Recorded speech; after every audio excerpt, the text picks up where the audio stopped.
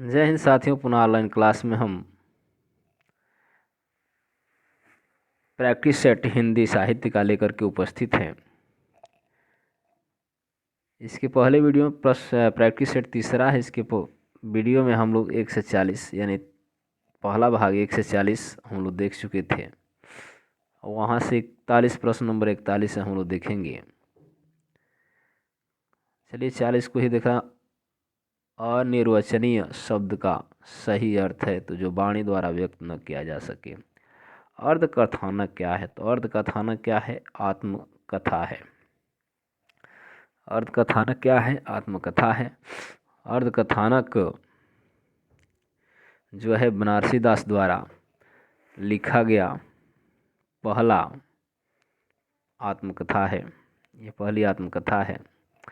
ब्राह्मण के संपादक थे तो ये प्रताप नारायण मिश्र थे। ये क्या था? ब्राह्मण एक मासिक पत्रिका है। क्या है? मासिक पत्रिका है। शकुंतला नाटक खड़ी बोली गद्य में अनुवाद किसने किया था? तो राजा लक्ष्मण सिंह ने किया था। अगला प्रश्न है, निम्नलिखित में से किस कृति के लेखक रामविलास शर्मा हैं? तो समाज, भाषा और समाज के हैं ये रामविलास शर्मा जी। और ये हैं छायावाद, दूसरी परंपरा की खोज, हिंदी विकास में अपभ्रंश का योगदान, नामवर सिंह के हैं। किनके हैं? तो नामवर सिंह के हैं। प्रश्न नंबर 45, जब भारतेंद्र ने अपना बलियां वाला ऐतिहासिक व्याख्यान दिया था तो 1884 में दिया था।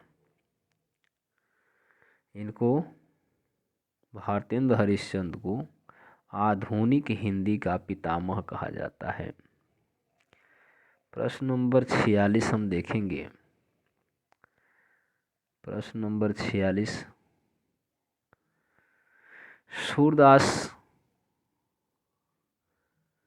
सूरदास किस काल के कवि हैं? तो सूरदास भक्ति काल के कवि हैं। इनकी रचनाएं हैं सुरसागर, सुरसरावली, साहित्य लहरी और नल दमयंती। प्रश्न नंबर 47, निशा बांसुरी की रचना विधा है तो यह ललित निबंध विधा है। इसके निबंधकार हैं कुबेरनाथ राय।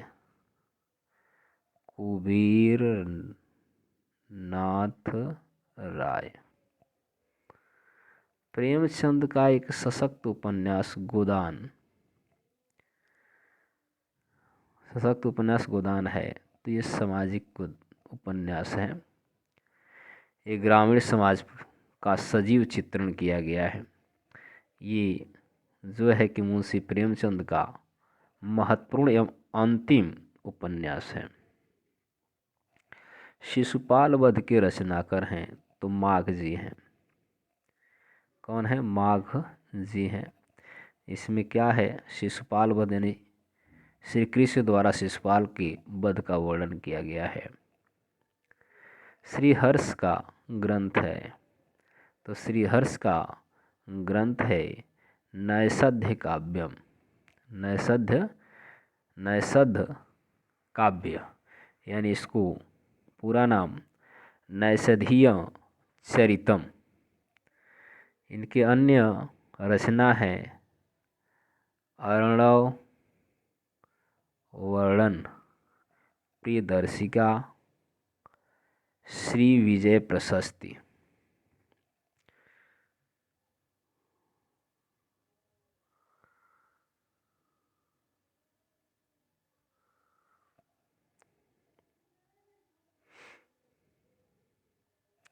अखरावट काव्य कृति के रचनाकार हैं तो मलिक मोहम्मद जायसी जी हैं। इसमें क्या है? तो इसमें अखरावट में काव्य में 54 दोहे हैं, 54 सोरठे हैं और 317 अर्ध लियां हैं। इनमें दोहा, चौपाई और सोठा छंदों का प्रयोग हुआ है। मतलब ये पूछ सकता है कि अखरावट में किस छंदों का प्रयोग किया गया है, तो दोहा, सोठा और चौपाई का किया गया है।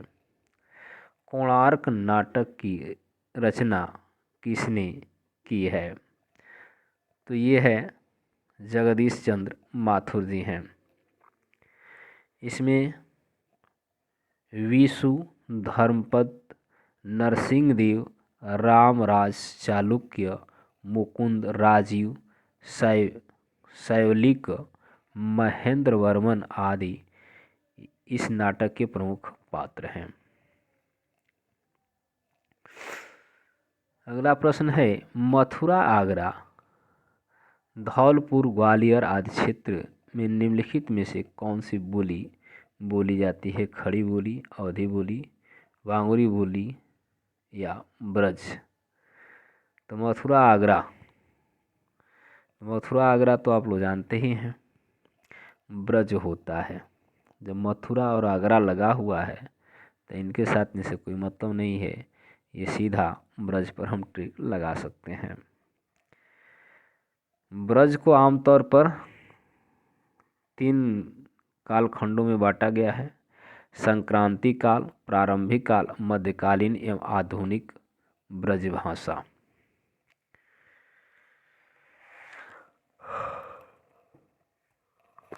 चौवन प्रश्न है, राजस्थान में अनेक बोलियां बोली जाती हैं।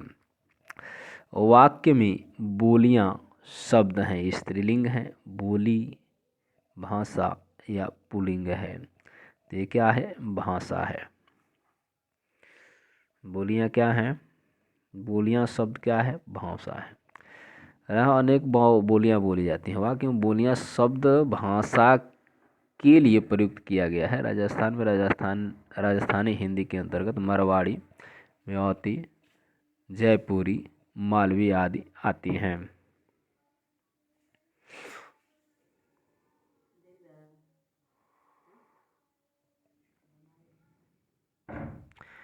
प्रथम विश्व हिंदी साहित्य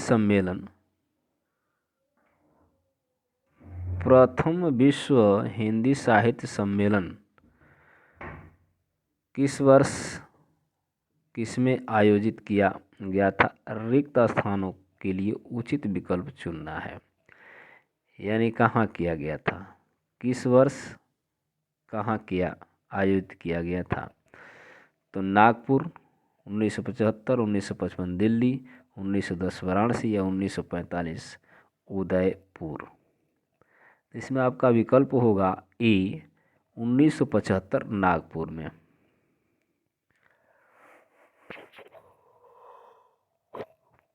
प्रथम विश्व हिंदी साहित्य सम्मेलन 1975 नागपुर। अगला प्रश्न है, लौकिक संस्कृत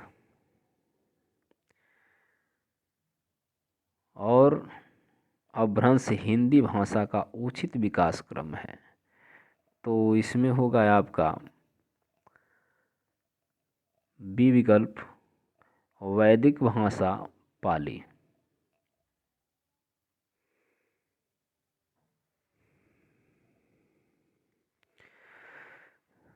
उचित विकल्प पाली और प्राकृत होगा। क्या होगा? पाली और प्राकृत, यानी बी विकल्प होगा। ये नहीं है। पहले पाली होता है यानी वैदिक, यानी लौकिक साहित्य के बाद क्या होता है? पाली भाषा आता है। पाली के बाद प्राकृत होता है, प्राकृत से अपभ्रंश। प्रश्न नंबर 57, हिंदी का मानक रूप किस भाषा से विकसित हुआ है? अवधी से, खड़ी बोली से, ब्रजभाषा से या मालवी से? तो इसका सी विकल्प होगा, खड़ी बोली से। मानक रूप खड़ी बोली से विकसित हुआ। खड़ी बोली पश्चिमी हिंदी के अंतर्गत आती है। यह बोली मुख्यतः कहाँ बोली जाती है? मेरठ में, बिजनौर में, मुजफ्फरनगर है, सहारनपुर, देहरादून और मुरादाबाद आदि स्थानों में बोली जाती है। प्रश्न नंबर 58 है, हिंदी भारत की राजभाषा है। क्या है? राजभाषा है। मूल भाषा है नहीं होगा, राष्ट्रभाषा भी नहीं है, अंतर्राष्ट्रीय भाषा भी नहीं है, क्या होगा? राजभाषा है। इसको 14 सितंबर 1949 को भारत का राजभाषा स्वीकार किया गया। ब्राह्मी से किस लिपि की उत्पत्ति हुई है? तो ब्राह्मी से देवनागरी का विकास यानी उत्पत्ति हुआ है। देवनागरी लिपि की क्या उत्पत्ति ब्राह्मी से होती है।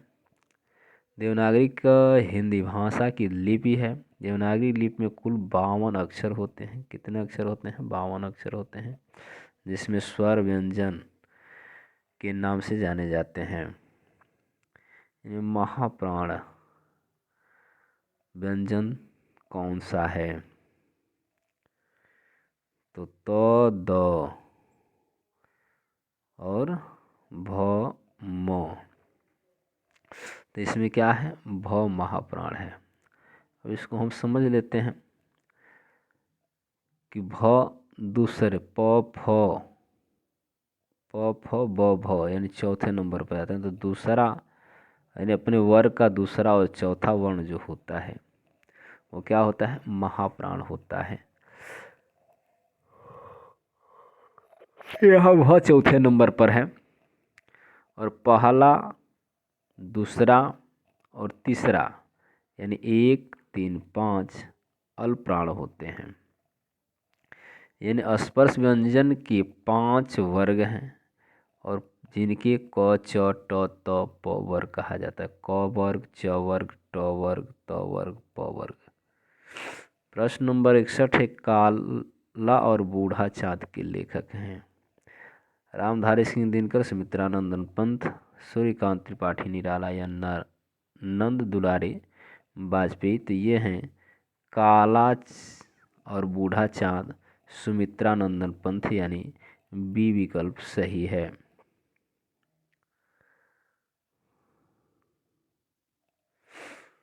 प्रश्न नंबर 62 दिया है, ऐतिहासिक काव्य महाराणा का महत्व किसकी रचना है? जयशंकर प्रसाद की है। किसकी है?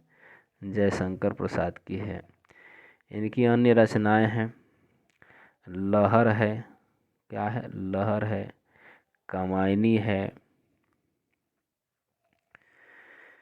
झरना है, कुसुम है, चित्रा धार है, कंकाल है और तितली आदि। क्षितिज स्वामी नंददास किस धारा के कवि हैं? तो ये कौन सी? अष्टसाप, प्रेम मार्गी धारा, निर्गुण मार्गी धारा। तो ये राम भक्ति धारा नहीं होगा, प्रेम मार्गी के भी नहीं है। ये तो हैं भैया भक्ति धारा, सगुण धारा के। तो ये होंगे अष्टछाप धारा, यानी 63 का बी विकल्प होगा। जो है कि 1565 ईस्वी में गोस्वामी विठलनाथ द्वारा अष्टछाप की स्थापना की गई। अष्टछाप के कवियों में कृष्णदास, सूरदास, नंददास, चतुर्भुजदास, क्षितिज स्वामी, कुंभन दास, गोविंद स्वामी और परमानंद दास शामिल हैं। यानी 8 कवियों का इसमें समूह है। प्रश्न नंबर 64 है, विनय पत्रिका किसकी रचना है? किस भाषा में की गई है? विनय पत्रिका जो है कि तुलसी द्वारा लिखित है, लेकिन ये ब्रज भाषा में रची गई है। जो इसमें है विनय पत्रिका में आध्यात्मिक जीवन को परिलक्षित करता है। एक गीत संग्रह है। तुलसीकृत अन्य रचनाएं हैं, कवितावली है, दोहावली है, गीतावली है, कृष्ण गीतावली आदि इसी भाषा में लिखित हैं।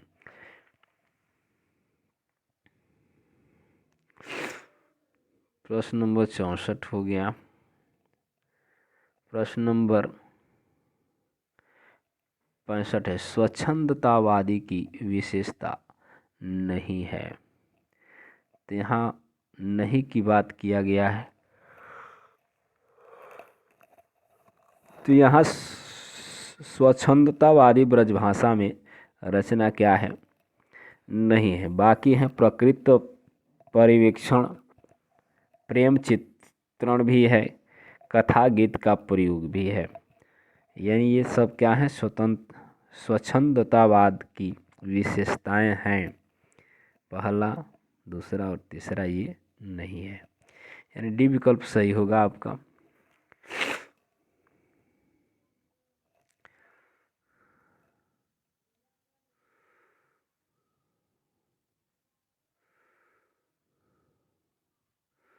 अगला प्रश्न है,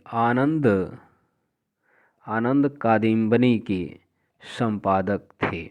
प्रेमधन, भारतेंद्र हरिश्चंद्र, श्रीनिवास दास या इनमें से कोई नहीं। प्रश्न नंबर 66 है, तो इसको समझ लेते हैं। यह मासिक पत्रिका है। क्या है? मासिक पत्रिका है।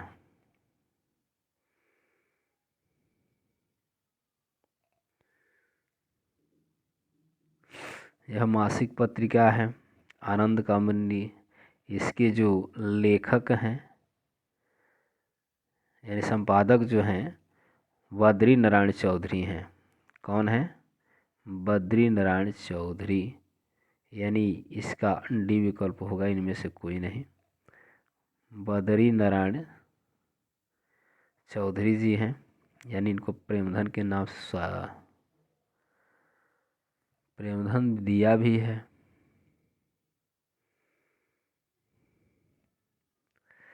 तो प्रेमधन दिया है तो प्रेमधन जी होंगे, और प्रेमचंद होगा तो नहीं होंगे। इस पत्रिका का प्रकाशन कहाँ से हो रहा था? तो मिर्ज़ापुर से। याद रखिएगा, मिर्ज़ापुर। विकल्प तो कुछ भी हो सकते हैं, यानी ये होगा, चाहे बी होगा, चाहे सी होगा, चाहे डी होगा। बस याद रखना है बद्रीनारायण प्रेम चौधरी को, और जो है कि इसके संपादक रहे आनंद कादम्बिनी। ये मासिक पत्रिका है, मिर्ज़ापुर से प्रकाशित होती थी। जो यह पत्रिका जो है भारतीय द्वीप की साहित्यिक पत्रिका रही है। और 67 है, नूतन ब्रह्मचारी कृति के लेखक है श्रीनिवास दास, बालमुकुंद गुप्ता, किशोरीलाल गोस्वामी या बालकृष्ण भट्ट।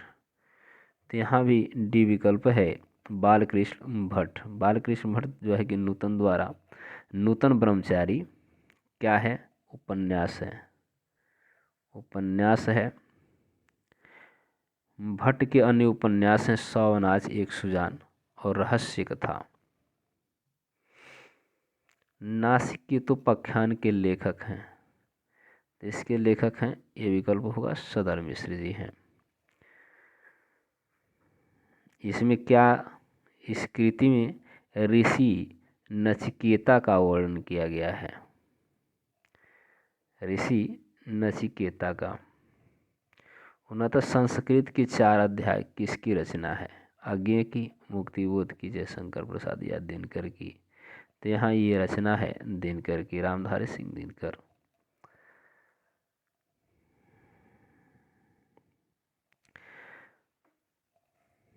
उनकी गद्य रचनाएं हैं, प्रसिद्ध गद्य रचनाएं हैं। संस्कृत के 4 अध्याय और एवं शुद्ध कविता की खोज। प्रश्न नंबर 70 है, अस्मद शब्द की पंचमी विभक्ति में दिए हुए रूपों में कौन सा गलत है? तो यहाँ डी है, असभ्यम, असमभ्यम, ये गलत है। अस्मत् की पंचमी विभक्ति में यह रूप क्या होता है? मत होता है, आवाभ्याम होता है, अस्मत् होता है, ये नहीं होता। बकरी नाटक के रचयिता हैं मोहन राकेश जी हैं, या उपेंद्र नाथ अस्क हैं, हबीब तनवीर हैं, या सर्वेश्वर दयाल सक्सेना है। तो यहाँ प्रश्न नंबर 71 का डी विकल्प सही है, सर्वेश्वर दयाल सक्सेना।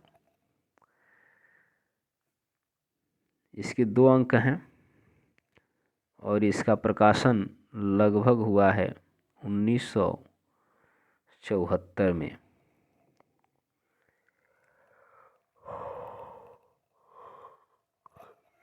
जो बकरी है नाटक में गरीब जनता का प्रतीक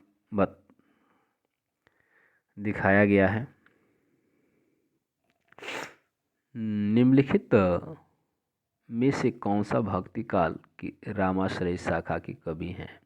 तो सूरदास नहीं है, जयसिंह नहीं है, मीराबाई नहीं है, तुलसीदास हैं जो राम भक्ति यानी रामाश्रय शाखा के कवि माने जाते हैं।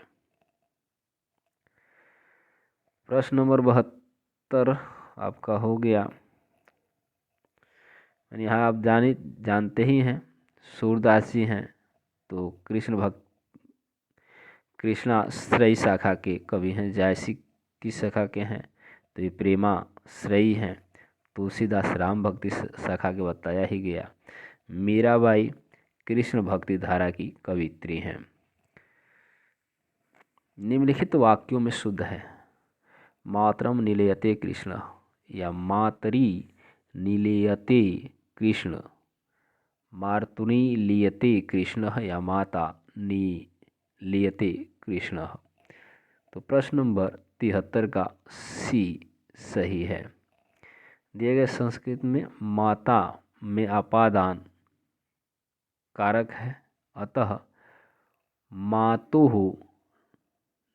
नलियते कृष्ण होगा। अर्थात यहाँ पे यानी मातुः निलयते कृष्ण रूप बनेगा। पुनः मातः एवं निलयते के बीच में क्या होगा? विसर्ग संधि होने के कारण ये मार्तु निलयते कृष्ण हो जाएगा।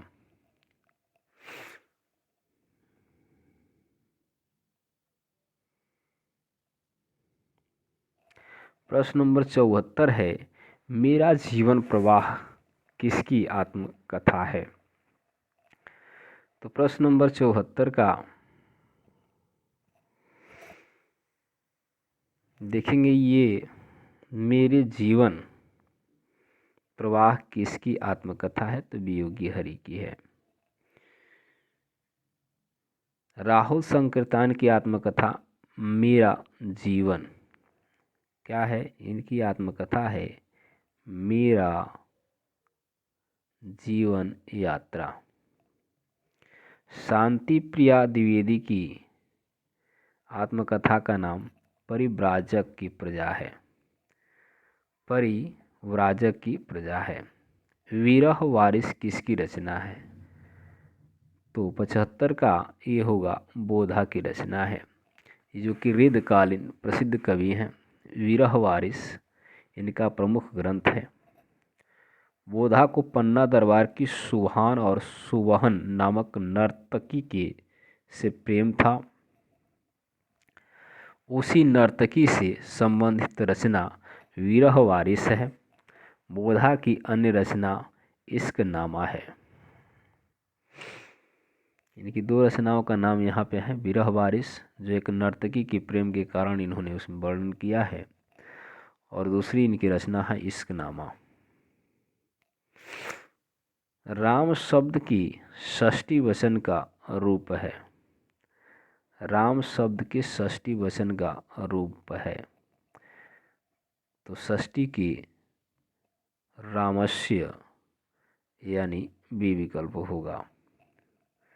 रामा शब्द में यहाँ षष्ठी विभक्ति एक वचन रूप है, जबकि रामो प्रथम विभक्ति के द्विवचन में होगा। रामे जो दिया है ये रामे है जो सप्तमी विभक्ति की एक वचन में होता है। रामेश क्या होता है? सप्तमी के बहुवचन में होगा, अतः यहाँ पे बी विकल्प सही है। चक्रपाणी में समास है तो यहाँ पे बहुब्रीहि समास होगा। चक्रपाणी है एक असंस्कृत शब्द है जो चक्रपाणो यश सह, चक्रपाणी यानी चक्र है, पाणी में जिसके अर्थात विष्णु, बहुब्रीहि समास होगा। जननी तू जनी भई विधि सन कुछ न वसाय में कौन सा अलंकार है? तो 78 का जननी तू जननी भई विधि सन न बसाए में यहाँ पे लाटा अनुप्रास है। कौन सा अनुप्रास है? लाटा अनुप्रास। अब इसमें कुछ व्याख्या में देख लेते हैं। ऐसा अलंकार जिसमें किसी शब्द या पद की आवृत्ति हो परंतु अर्थ एक ही रहे, केवल अन्वय करने से अर्थ में भेद हो, लटा अनुप्रास कहलाता है। यहाँ जननी शब्द की क्या हुई है?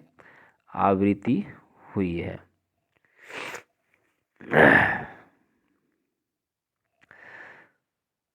यहाँ पे क्या रत्नाकर कृत गंगा अवतरण किस छंद में लिखा गया है? तो प्रश्न नंबर 79 का सी है रोला। रत्नाकर कृत गंगा अवतरण क्या है? रोला छंद में लिखा गया है। इसमें आकाश से उतरती हुई गंगा को संभालने के लिए उद्यत शिव जी का ओजमय चित्रण है। इस कृति में कवि ने श्रृंगार, क्या है? श्रृंगार, वीर, हास्य, भयानक रसों का सुंदर निरूपण किया है। और अंतिम प्रश्न है आज की वीडियो का, प्रेमचंद की कृति जिसे ब्रिटिश शासन द्वारा जब्त कर लिया गया था, तो क्या था? तो ये था सोजी वतन। सोजी वतन एक कहानी संग्रह है जिसमें ब्रिटिश शासन ने जब्त कर लिया था, जबकि कर्मभूमि गमन आज प्रेमचंद की प्रसिद्ध उपन्यास है। कर्मभूमि गमन। तो आज के लिए बस इतना ही। पुनः अगली वीडियो में इसके आगे के प्रश्नों को लेकर के उपस्थित होंगे। तब तक के लिए धन्यवाद। चैनल को सब्सक्राइब कर लें एवं जो है कि लाइक